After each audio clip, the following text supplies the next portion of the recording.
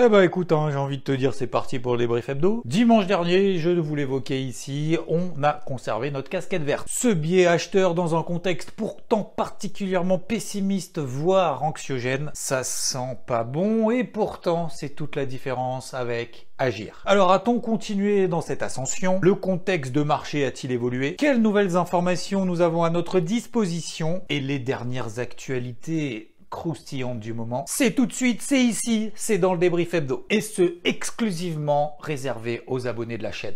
Ça va se voir que c'est une publicité mensongère ou pas? Ah la macro c'est pas beau, on va tous mourir, ça va à zéro, allez, nous les scènes. Faux! Archi faux, d'autant plus que cette semaine nous avons eu la première estimation du PIB au troisième trimestre aux États-Unis et c'était bien mieux que les 2,3% attendus, oui, parce qu'il est ressorti 2,6%. Alors qu'au deuxième trimestre, le PIB avait reculé de 0,6% et au premier trimestre, il a reculé de moins 1,6%. Alors, seul petit bémol qu'on pourrait dire, parce que oui, on va rester quand même tout de même objectif, la consommation américaine a plutôt marqué le pas. Et là où ça on voit, c'est au niveau des exportations. On a dépassé les 14% de croissance. C'est pas possible, il y a une mouche même ici quoi. Alors dans les morning mood, il y a des moustiques et dans le débrief hebdo, il y a des mouches. Deuxième rendez-vous aussi important cette semaine, c'était la Banque Centrale Européenne, oui, qui a relevé ses taux directeurs de 75 points de base. Les taux directeurs sont donc à des niveaux les plus élevés depuis 2009. Mauvaise nouvelle?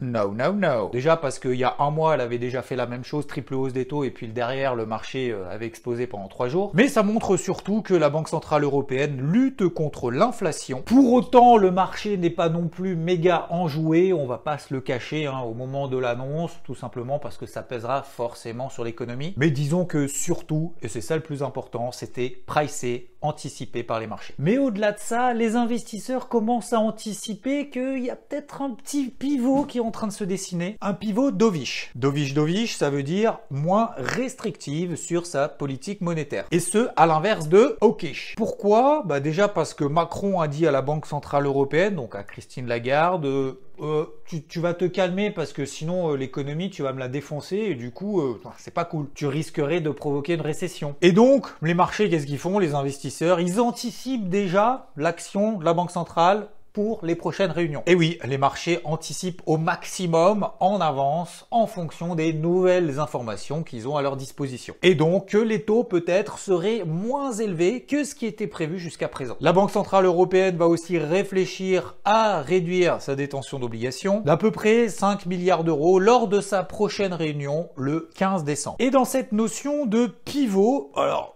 c'est peut-être un petit peu exagéré aujourd'hui, mais disons peut-être de pic d'inflation. Eh bien cette semaine, la Banque Centrale du Canada a créé la surprise. Et oui, elle a relevé de seulement 50 points de base ses taux directeurs alors qu'on attendait une hausse de 75 points de base. C'est donc moins fort que prévu. Et c'est la décision similaire qu'avait prise la Banque Centrale d'Australie au début du mois. Alors certes, la hausse des taux des banques centrales n'est pas terminée, mais disons qu'elle commence à ralentir la vitesse. Et ça, c'est pour éviter la contraction de l'activité et préserver la stabilité financière. D'ailleurs, tu t'en souviens probablement, puisque tu as vu tous les débriefs hebdo la semaine dernière, qu'est-ce qu'on avait évoqué? Le fameux R étoile, étoile. Pour ceux qui s'en souviennent, vous pouvez vous mettre un auto-like sous la vidéo. Et si tel n'est pas le cas, il suffit tout simplement de regarder le débrief hebdo de la semaine dernière, où normalement il y a à peu près une vignette qui doit être par là, par... Mais c'est important, si vous l'avez pas vu, de la voir ou de la revoir. Et enfin, dernier rendez-vous que tout le monde attendait, c'était le PCE, autrement dit l'inflation améliorée du CPI, qui était ressorti il y a une douzaine de jours auparavant. C'est ce qui avait provoqué le retournement de psychologie des marchés, alors qu'il était en plus supérieur à ce qu'on attendait. La différence du PCE avec le CPI, c'est que le PCE pondère mieux la consommation des consommateurs en fonction de l'évolution des prix. Et il est ressorti conforme aux attentes, plus 0,5%. Donc, une nouvelle conforme aux attentes dans un contexte de marché et dans un contexte général complètement pessimiste, plutôt une bonne nouvelle. En tout cas, c'est pas pire. Et ça tombe bien parce qu'on va voir tout de suite pourquoi est-ce qu'on continue à voir le verre à moitié plein et pas le verre à moitié vide. D'ailleurs, si la moitié vide, tu me sers un... Alors déjà, parce qu'en termes de saisonnalité sur les marchés, en fin d'année, ça se passe plutôt pas mal. On est ici sur l'indice SP500 depuis 1965. Et pour être beaucoup plus précis, pendant les élections de midterm aux États-Unis. Que le marché soit en bull market, c'est la courbe qui est en vert, ou en bear market, la courbe qui est en rouge. La fin d'année en moyenne, c'est la courbe en noir, est plutôt positive. Deuxième élément, c'est que les entreprises réalisent à nouveau des buybacks, des rachats d'actions. Mais alors, pourquoi rachètent-ils leurs propres actions dans un contexte complètement pourri? En plus, tout le monde est ultra bearish. La minute pédagogie avec Xavier Fenot. Déjà, parce qu'ils peuvent tout simplement considérer que leurs propres actions est sous-évaluée. Alors, plutôt que de racheter leurs propres actions quand on est au plus haut et au taquet sur les marchés, autant le faire vu qu'elles ont du cash et que ça a beaucoup baissé. Voilà, tout simplement. On appelle un DCA buybacks. Et on l'appelle pas vraiment, mais je viens de l'inventer. L'une des autres raisons, c'est parce que le fait de racheter leurs propres actions, ça augmente du coup leur bénéfice net par action. Bah oui, c'est en termes de bénéfice net par action, en anglais EPS, earning per share. Et donc, vu qu'il y a moins d'actions sur le marché, même si elles font un bénéfice équivalent, leur bénéfice net par action sera beaucoup plus important. Habile. Et puis, autre raison également, c'est peut-être que dans un contexte comme ça compliqué, économique, quand tu as du cash, tu sais pas trop quoi en faire, plutôt que de le balancer dans des investissements, autant racheter leurs propres actions pour les raisons qu'on a évoquées juste avant. Ah oui, on va revenir sur la saisonnalité, parce qu'on en a parlé juste avant. Est-ce qu'on pourrait pas même se projeter pour l'année à venir, c'est-à-dire 2023? Voyons sur 123 années le comportement des marchés après justement les midterms. En noir, c'est ce qu'a fait le marché en moyenne. En rouge, c'est là où on est. Est-ce que j'en rajoute un petit peu dans le verre à moitié plein? Oui. Et bien cette semaine, nous avons eu la fameuse rupture que j'évoquais notamment la semaine dernière, c'est-à-dire repli du dollar américain, repli des taux souverains, notamment du taux à 10 ans aux États-Unis. Et justement, cette fameuse rupture a eu lieu. C'est ce qu'il fallait pour détendre les actifs risqués, détendre le marché de manière générale, leur permettre de rebondir encore un peu plus fort que ce qu'ils avaient commencé à faire. Donc avec toutes ces bonnes nouvelles finalement qu'on a eues tout au long de la semaine, là on a vu d'un point de vue macro, voilà où en est le dollar américain et également le taux à 10 ans aux États-Unis qui est repassé en dessous des 4%. Certes, on n'est pas pour le moment dans le cadre d'un retournement majeur de moyen terme.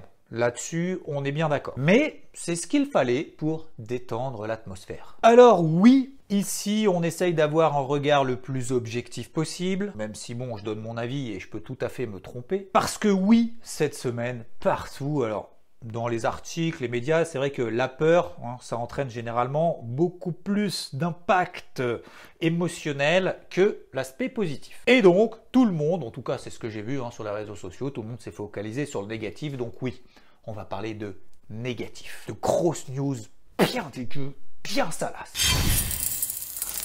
Ah les GAFAM, c'est dégueu. Microsoft, Google, Meta, ça fait déchiré.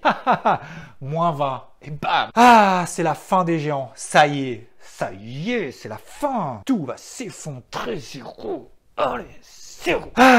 C'est censé faire du bien tout ça. Sur moi, ça marche pas de ouf quand même. Bon, alors effectivement, tous les résultats là qu'on vient de voir étaient pourris. Ça fait à peu près 4 boîtes par rapport au reste du marché. N'oublions pas que les indices sont composés d'actions, d'un panier d'actions, et dans ce panier, il n'y a pas que 4 GAFAM. D'ailleurs, GAFAM, il y en a pas 5? Ah si, il y a Apple. Oui, Apple c'était bon, mais ça on n'en parle pas. Elle vend encore des téléphones, elle fait encore mieux de prévu, comme d'hab quoi, tu vois, c'est pas très sensationnel ça. Et donc, tu vois ici sur cette image, en rouge notamment les GAFAM, qui ont publié sous les attentes, qui certes se sont fait déchirer, et il y a tout le reste. Tout le reste du monde. Tout le reste, globalement, c'est mieux que prévu. Donc là aussi, à chacun de voir soit le verre à moitié plein, soit le verre à moitié vide. Sinon, 2 informations importantes. Déjà, l'Inde, c'est la plus grosse pondération du DAX. Je sais que beaucoup traitent le DAX. Eh bien, elle va probablement quitter l'indice. Et vu que c'est la plus grosse pondération, ça a quand même son importance. L'Inde veut que ses titres soient désormais négociés qu'exclusivement à la bourse de New York. Alors, c'est pas encore fait parce qu'il doit encore être approuvé par 75% des actionnaires, ça se fera au mois de février, et si c'est validé, ça pourrait être effectif à partir du mois de mars. Alors ça va quand même lui coûter cher, parce que les investisseurs européens sont positionner notamment sur des paniers d'actions. Et ça représente une bonne partie de l'investissement qu'il y a sur Lind. Et au travers de tout ça, les actionnaires détiennent quand même 10% de la boîte, ce qui est quand même considérable. Donc ça veut dire qu'ils vont sortir les titres pour se reporter sur d'autres valeurs du DAX, parce que sinon ils ne seraient pas positionnés sur un panier d'actions. Et donc c'est pour ça que Lind n'est pas très en forme. Et enfin, et ça fait longtemps qu'on n'en avait pas parlé, Twitter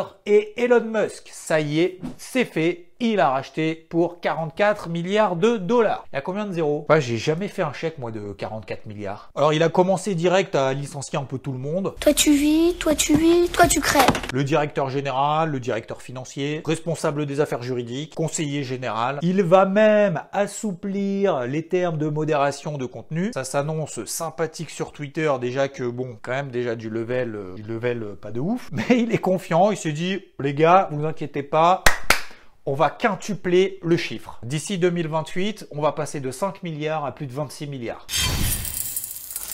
Alors l'avantage de l'analyse technique, normalement ça nous permet d'avoir un regard objectif, de pas ce qui se dit, ce qu'on entend, ce qu'on sent, mais de ce qui est concrètement. Et qu'est-ce que nous disent les indices depuis maintenant 2 semaines? Depuis ce fameux chiffre de l'inflation aux États-Unis qui a retourné la psychologie de marché, c'est que le flux est haussier, que la psychologie est positive, que la pression est haussière. Donc dimanche dernier, je le disais, on conserve la casquette verte. Je partageais même d'ailleurs à ce moment-là ma superposition sur le CAC, la dernière que j'avais enclenchée à 6105 points. J'étais même à ce moment-là en moins-value latente. Je visais 6250. L'objectif a été atteint en cours de semaine. Et d'ailleurs, l'ensemble de l'équipe IVT a travaillé exclusivement à l'achat pour continuer à accompagner cette ascension. Bravo à toutes et à tous. Si vous faites partie d'IVT, n'hésitez pas à faire du bruit si ça vous a plu, tout ça. Alors, première règle dans ces moments-là, c'est de prendre en considération les tendances horaires. Alors, elles sont haussières de partout, sur tous les indices ou presque, même si certes, le Nasdaq a accusé un petit peu plus le coup parce qu'il y a des GAFAM dedans, et vu que les GAFAM étaient dégueux, forcément,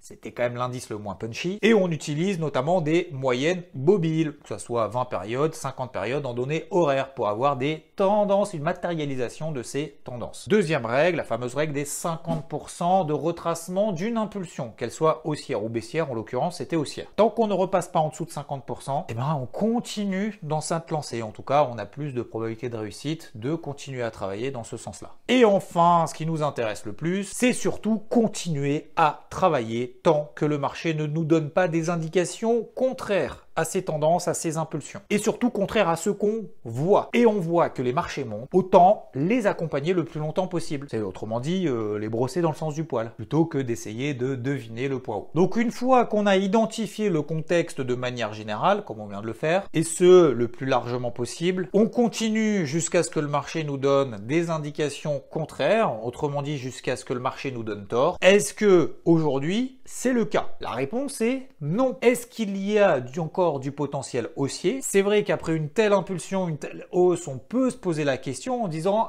ça a beaucoup monté, donc du coup c'est plus difficile à acheter. Effectivement, c'est vrai que oui, ça peut bloquer, on a des zones de résistance. On a vu par exemple sur le CAC, la résistance des 6250 points, c'était une grosse zone de résistance. On l'a travaillé tout au long de la semaine et on a eu beaucoup de mal à la traverser. Mais est-ce qu'on a donné des indications contraires vraiment fortes en horaire? La réponse est non. Donc il y a des zones de résistance, comme on l'a vu tout au long de la semaine, un peu plus haut, et donc ça nous laisse encore de la marge. Et à ce moment-là, éventuellement, quand on ralliera ces grosses zones de résistance-là, on pourra se dire, ok, ça peut bloquer de manière un petit peu plus forte, et si on a des signaux de retournement, notamment en horaire, on commencera à travailler de manière offensive short. Mais très important, c'est si et seulement si le marché nous donne des signaux. C'est vraiment quelque chose d'important. Alors j'essaie effectivement tout au long de la semaine, par exemple au travers des morning mood, d'apporter justement cette objectivité entre guillemets, mais surtout de garder cette discipline. Non pas de deviner la suite, mais d'accompagner l'instant présent en restant discipliné.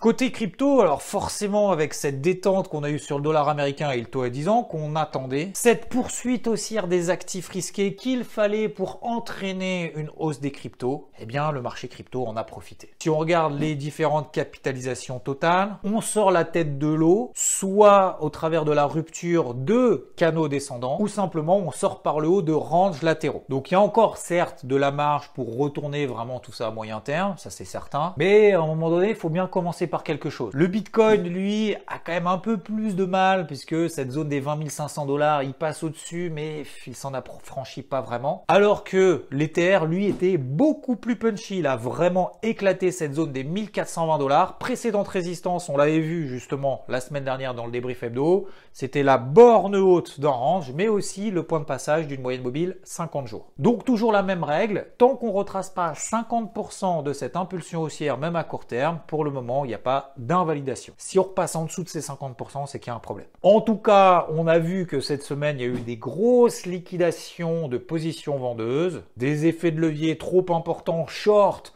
en espérant que le marché s'effondre, ça n'a pas été le cas. Ils se sont fait liquider et du coup ça alimente notamment en partie cette hausse. Donc voilà pour le marché global, mais voilà, toutes les cryptos en profitent les unes après les autres. En tout cas, c'était une belle semaine. Attention à ne pas se focus exclusivement sur les mauvaises nouvelles. J'espère en tout cas que vous en avez profité pleinement. Merci à tous ceux qui ont liké. Il n'est pas trop tard pour le faire si tu l'as pas déjà fait. Un bon dimanche à tous, bien mérité, et je vous retrouve très vite, c'est-à-dire demain matin. Ciao!